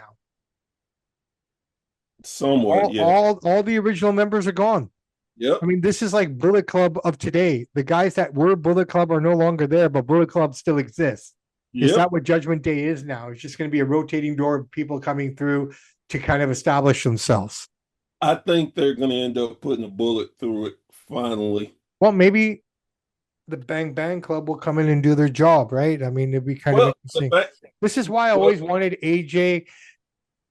This is why I always thought AJ, Dom, or Finn, and Omega were all on the same show together, yeah, right? You want to talk about Bullet Club? Well, here we are, yeah. right? Three leaders at three different times and never were in the club together. The founders, No, no, AJ and AJ and Omega were in the they club together. were, but very briefly to transition them out to get them out of the company. I get it. But I mean, in terms of a No, long run together. no, Did they no. have a run together? Yeah, they had a run because Oh, yes, yes, yes. You're right. You're right. AJ was the heavyweight and Omega was the junior. Then he bulked up and then they kicked him out. Exactly. I remember that. You're right, buddy. You're right, brother. You're right. Okay. I'm going Demon, and you are too. Yeah, Demon. Okay. Okay. Cargill, Rhea Ripley. I wasn't sure about this one, but it's making a lot of sense, and I'm really excited for it. And here's the thing that I'm taking away from it: Rhea still hasn't gotten her hands on Jade at any level. Okay, Jade's gotten her hands on her. She's planted her, but Rhea to this point has not had a single ounce of offense or a punch landed on Jade in this buildup. Kind of fun. Yeah, it's been they made me give a damn about it, which I never thought I would. Well, it's kind of flipped because I didn't really give a damn about the other girls' match, and I was so invested in this one. I'm still invested in this one, but that one now has given me something to be invested in as well. Right, right. So they probably scrapped the EO versus the Oscar match because they cut a promo as EO was walking down to the ring on Monday night. I think they're saving it. They think they realized it was too soon, and they need So EO in the corner of Rhea. the reason why they're saving it was because they didn't know if Nikki Bella was gonna go. If Nikki and it'll play out. They throw the Kabuki Yeah, Warriors in there. yeah, exactly. It's kind of interesting because they had two different three angles for Oscar, which was weird. Okay, so ironically enough, if you think about it, Oscar's not at WrestleMania. Hmm. Interesting, right? We didn't think about that. Oscar is not on WrestleMania, which is weird. Well, not really, because think about it. Oscar has never won a match at WrestleMania. No, she hasn't, but she is Oscar, No, I get it. I get it. But right? but look, that same thing you can say last year about Bailey. No, I get Nobody it, but Bailey was on the card and then she was taken off. Oscar's but, no. See, here's the thing: Oscar versus Kari was discussed. right. Okay, that was supposed to be a match. Then they were going Then to throw this EO versus Oscar match together. Okay, so if everything Oscar related was based on Nikki Bella, that's some shitty backstage work. That's all I'm saying. no, I get it. Okay, um, maybe Oscar comes out and interferes to kind of plant more seeds because we've seen the promo. We saw the promo, came out of nowhere. It makes sense, but it doesn't make sense because of the timing. Right.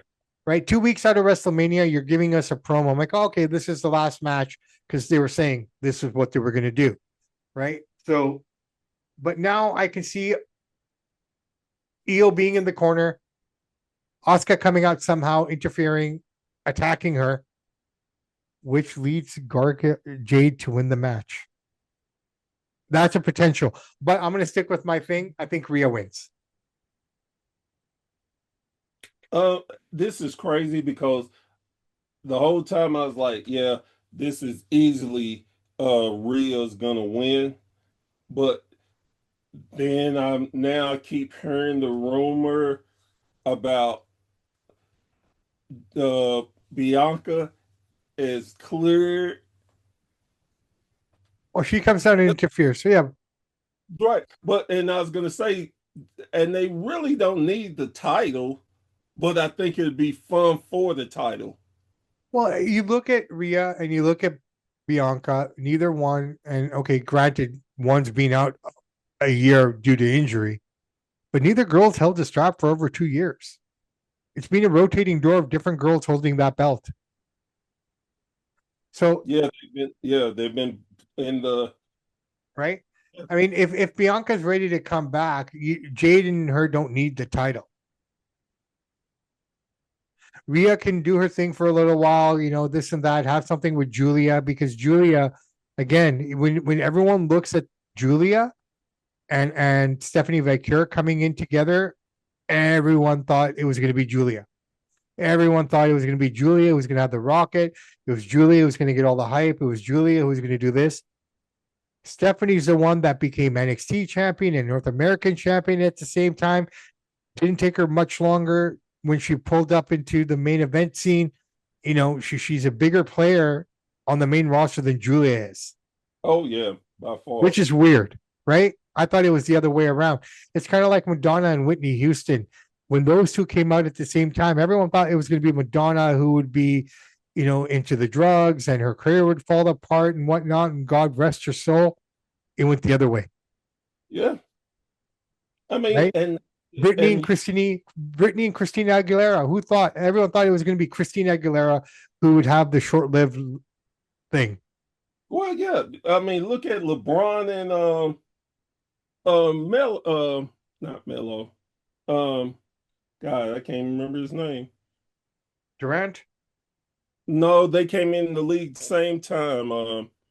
LeBron and he played in Syracuse. Anyway, Okay. anyway, Yeah. Yeah. same Yeah. point. It's Yeah. always a Sean and Sean and Marty or Pippen and Jordan. It's Yeah, yeah, always yeah, some. yeah, yeah, yeah. No, I get it, right? And some guys would always, it's unfortunate in sports because some guys, any other day, any other generation would be in the top guy in the league, but unfortunately, you had that one guy who's just Just that much better and took it all. You know what yep. I mean? Again, Jordan. At that time, when you look at the league, you had Malone, you had all these guys that would have been the top guy in the league any other year. But because of that one guy, everyone else got, I get it, right? Or oh, I get it. I get it. I get it. I get it. I get it. Last match of the night. Been saving this one. CM Punk, Roman Reigns. I'm gonna ask you a prediction right off the bat. Who do you see winning? I'm going Roman. I'm going Punk. Now, the reason I'm saying Punk is I think the McAfee stuff Is gonna has more influence on the Punk Roman match than it does on the Cody match, even though he's a part of that match. Because the comments that he was making in his promos and stuff were more directed to Punk. Half of that promo, 60% of that promo were shots at Punk. yeah. Okay. And honestly, if they're doing this the right way, if everything's going the right way, Punk and McAfee is the next story. Now, the only way to make that story work is you keep Punk as champion. And I think McAfee and Punk, I don't know the quality of the match, but the War Awards will be great. Do we get the third man at WrestleMania, or does the third man come out after the fact? And would it be more beneficial for him to come out if Punk is your champion? Because he's the outspoken one. He's the one who goes against the grain. He's the guy who says all the shit that, you're not supposed to, quote unquote. I I So don't that I'm think going Punk. no, and honestly, I understand why. This is two things with Punk that I think Punk is Because Bear, here's the thing, man. While you catch your thoughts, I'm looking at it from right. this perspective. Okay, Okay. this TKO WWE story, does it end at WrestleMania? Because it's got legs. They have something here. You No, can it's not build gonna factions around it, right? the backlash is gonna be Cody and Jelly Roll versus Orton and McAfee. Right. Well, that potentially could be the case, but I'm looking at long term here. You want the Antichrist of wrestling to be the guy supporting the boys against the corporation. McAfee is your golden boy representing the corporation. That story makes much more sense if you're doing a TKO versus WWE storyline. If we're But pulling, if they're going to pull real life stuff and give everyone a 25% discount because they're pulling real stuff that's on the internet and intertwining it into these two stories, right. right? It makes more sense to have McAfee Punk than McAfee and Orton and Cody. But the thing about it is it he doesn't need the title to do that. But it makes more Oh, sense because he's the champion and those guys don't want him to be the champion because he's anti-establishment. I mean, this is the closest you could potentially get to a Stone Cold type of character, well, the not being thing, Stone Cold. I'm talking well, about the anti-establishment guy, man. But let's be real. Punk ain't been anti-establishment since he came back. But we're starting to see breaks in that armor. Example, at the end of Raw a couple weeks ago, when that fan was chanting Roman, Roman, and he stood in front of him, very old school Punk, the crybaby, I'm pissed off at everyone. That Punk kind of started to emerge. Yes, but and the And problem that with character of Punk could be beneficial. the problem is he's already showed himself to be a corporate guy. I get that completely. He said he's here to make money, not friends. Sure, He's he played nice with the Saudis. He went over there to wrestle. sure. But the So shots that he've been taking at him don't make a lot of sense, right? right, Punk right, can right. come out and say, "Yeah, I'm here for the money." Who isn't here for the money? But at the same time, he can still be that anti-establishment guy because a lot of Punk's comments in the last few weeks have been geared in that direction. You know, talking about part-time wrestlers, talking about from that perspective, talking about, you're just a fan who's got an opportunity to be in our ring, sort of a deal. So there's legs where you're talking and there's legs where I'm talking. The question, Yes, my friend, is very simply which legs are going to run. That's what I'm waiting to see.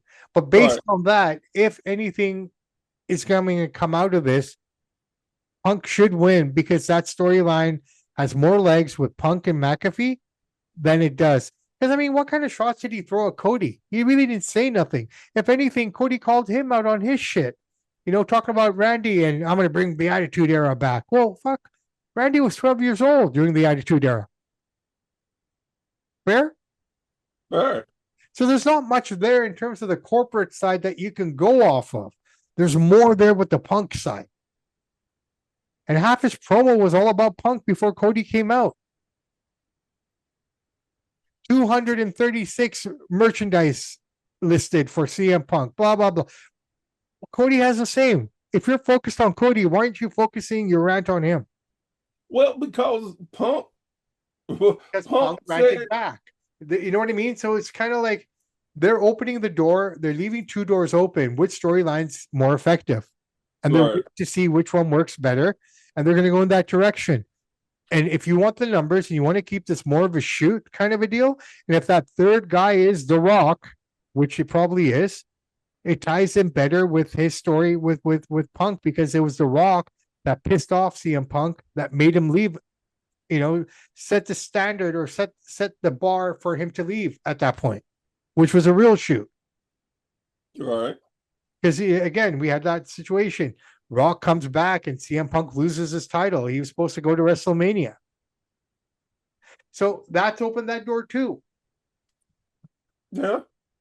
So let's see. This is why we watch it. I'm saying Just Punk, you're saying Roman. Let's see how it goes.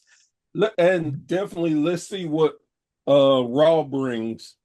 Well, Because next time we got Raw tonight. It's a go home show. I always loved go home shows, but the last few years have made me feel sad because the go home show is not the go home show that I'm used to. right, But let's see what they do tonight, man. Every Raw, last four Raws have been great. Okay. that's okay for me. Well, look, I'm looking at it from this perspective. When WrestleMania is announced so early, and you got so much time to build, and everyone's pissed off. This looks like shit. This is shit. Blah blah blah. Well, you know what? Maybe we learn from this and not give it that much of a birth to build up because our expectations are so fickle, right? That we want to know now. We want to know today Well, and well, sort of a deal. let me say this. Hmm. Hell yes, I want to know today because you charging me a fucking house note to go to WrestleMania. And that's the problem. And that's the problem. And I agree with you completely. If Vince, I'm sorry, I sound like a broken record, right? But Vince was here, this would not have been a problem because tickets would have been reasonable. People would have bought them regardless Yeah, because you can get in. The cheapest ticket last night in Vancouver was $42, which is roughly 35 dollars US. yeah, that sounds about right. Okay, which is fair. So you really don't give a shit what you're walking into because the ticket was worth it, regardless of what you get. And Exactly. at $1,800, you better not put any ketchup on my steak. Yeah, yeah. You know what I'm saying? I'm just saying, it's like if I'm spending that much money, I want to know what I'm buying. I Exactly. get that completely. They and Bear, I said this. I'm going to go back at some point here and try to find that audio that I cut with you guys. And I said to you 3 years ago, or 2 years ago, sorry, or a year and a half, even. Yeah, more year and a half. I said to you, Mike and Joe, mark my words. This is going to happen in the next couple of years. And here we are. And it's not just WWE as we come to a close here, ladies and gentlemen. This is also with their UFC entity. They just ran a show in Miami. Okay, one of their biggest markets, UFC 327. The card on paper was garbage in a lot of people's eyes. Okay, it wasn't the greatest card. I won't say garbage. I'm sorry. Retraction. Okay, it was an average card at best. Nothing that I would want to pay for. But man, it turned out to be one of the better cards of the year. That stadium was half empty, Bear. Okay. Nobody can afford the ticket prices. Now the worst part of that show was your buddy showing up, and I've seen a lot of these back to back, like when he came out in 2025 in the same arena, opposed to the reaction that he got last or on Saturday night and day. Of course. Night and day. Now, my only thing was this. Okay, so Saturday you golfed, and then Saturday night you went to watch the fights. Meanwhile, you're in the middle of a fucking war. The ceasefire's gone, and I you're watching MMA. I expect nothing less from him. I just thought it was funny. Like, how nonchalant can you be? And he's got his little cronies here, like Mark Rubio and all these guys that hated the guy are now like his little But minions. I can't yeah, wait to see. I'm not a political person, man, but honestly, you know what I'm looking forward to? What those four names that I mentioned earlier have to say today. And I laugh. I never thought those four names would have ever been someone that I'm cheering for. I like I said, I have none of this surprised me because it's the same playbook that person does. Fires everybody, talks crap about them, and then the people who get kicked out want to talk about how bad of a person he is. But y'all made sure y'all kissed his ass. But all those are the four names, and I'll throw Joe Rogan in there as a fifth. Okay, he still hasn't broken, but those are the four names that made him president. No one else. Without those four names I talked about earlier, he would be nowhere in terms of he'd be somewhere, but he wouldn't be in the position he's in. Like like I've been telling people, keep the same energy. Don't get mad now. But can You we take got where you want. Tucker and Candace at face either though? Because I mean, if you guys are going to turn on a dime like that, then you'll probably turn on anything when it benefits you, Exactly. right? All right, we'll stop there. Political show's over. We got the Hall of Fame this week as well. I'm actually excited about it. I'm looking forward to it. I feel bad for bad news, and I feel bad for Sid because they will not be given time to do speeches or anything for the family to do it because they're going into the legacy wing. So Well, see, they've changed. well, everything's changed, bro. What's nuts? Well, the reason I'm saying that is that they people got mad and the backlash, so they're saying he's going into the regular Hall of Fame and the legacy one, and It his son his son will probably give a speech. it's kind of sad because the guy posted a picture in his tuxedo, like in my WrestleMania outfit. Sid's son. All I couldn't take my eyes off his perm. Like Jesus, that's some curly hair, right? Couldn't get past it. But anyways, we got the Hall of Fame. So Stephanie McMahon, Bad News Allen, Sid, Demolition, AJ, Um, sorry, AJ. AJ's AJ, going in as well, and Rodman. yeah. Rodman's going in as well. So interesting. It should be fun. WrestleMania week. If you guys down in Vegas, lots to do. Bring your credit card, your checkbook, because you're gonna need it. So everyone And out be there, happy and be happy that you can go to a bar and watch it now. yes, you can. Yes, you can. And if you like kill Tony Hinchcliffe, he's doing his show that week as well, the WrestleMania roast, which is never televised because it can get pretty you can sound like Samson after a while. Um but yeah, all that being said and done, And WrestleMania. quickly, all the great indie shows that's going to be there. Y'all have a great opportunity to see some amazing wrestling You do. outside of the WWE. Yeah. I'm telling you, it's going to be some great cards, great matches. I get it. Sometimes you're going for one thing, but enjoy some of these great matches from other companies. You know what? You could go down and save yourself a lot of money, watch all these indie shows, spend a little money maybe for the Hall of Fame, save your money for Raw, but you can basically get your fill of everything and go to a bar and watch WrestleMania comfortably and call it a successful weekend, man. That being said, ladies and gentlemen, I am the Samp, and he is Professor Bear. Professor Bear, the bear of the forest, the master of disaster, the king of sting, Winnie the Pooh, Diggum Smacks, you name him. Fuck it. No other bear has anything on you, man.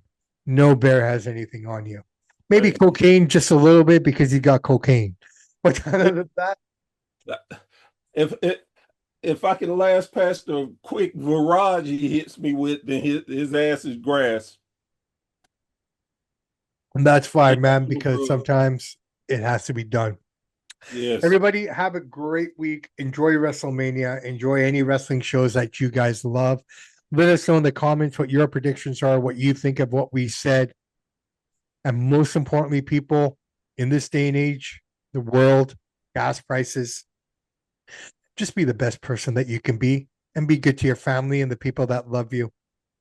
Professor and the Samp are out. They're Professor and the Samp, yes, Professor and the Samp. One's a historian, the other loves to chant. They talk about the fights, all the slams and lights. It's wrestling mayhem day and night. They're Professor and the Samp, yes, Professor and the Samp. Their takes are quite insane, the wrestling world's their game. They break it down, they call it